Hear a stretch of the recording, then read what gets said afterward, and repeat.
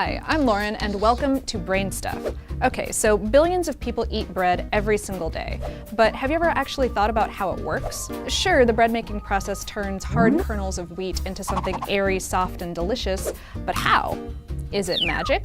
I'm sorry to be the one to break this to you, but your bread was not made by wizards. One of the key players here is yeast. Now, yeast is a fungus that eats sugar and produces carbon dioxide and alcohol as waste. The carbon dioxide is what ultimately creates that airy texture. But for this to work, bakers have to trap the carbon dioxide.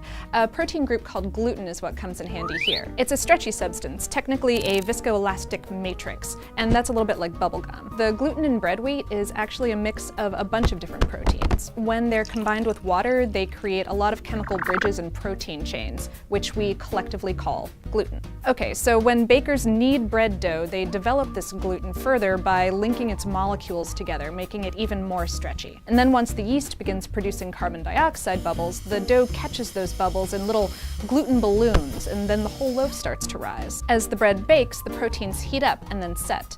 They firm up sort of like an egg when you cook it. Of course, there are thousands of different types of bread, and each has slightly different ingredients, flavors, and preparation methods. These days, some are even made without gluten, but that's a whole other episode. Everyone has their favorite kind of bread. Mine happens to be sourdough, which is a delicious symbiosis between yeast and a bacteria that excrete lactic acid, which is tastier than it sounds. What about you?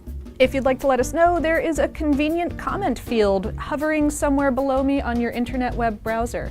There is also a like button. It would be really awesome if you would click that if you in fact liked this video. You can also hit subscribe so that you won't miss the next one. And me and/or one of my charming co-hosts will talk to you again really soon.